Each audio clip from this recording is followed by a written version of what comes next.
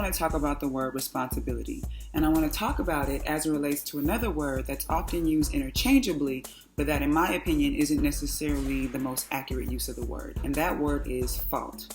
The other day, a friend of mine was sharing a story with me about a situation with a gentleman that she had been seeing. As the story was unfolding, I quickly started to hear her say things that made me realize she wasn't all the way being accountable for her role in how everything went down. So once she wrapped her story and she asked for my opinion, I immediately said to her, I think that you need to be responsible for your part in this. That was not what she wanted to hear. It's not my fault. He did this and he did that. Hold on. I never said it was your fault. Fault is an error, a failure, a transgression. I wasn't asking her to take ownership of his errors and transgressions. I was asking her to examine her role in allowing those things to continue.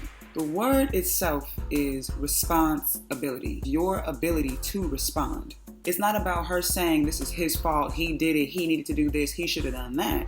Because while all of that may be true, her responsibility in the situation would have been to speak up sooner. Just owning your role.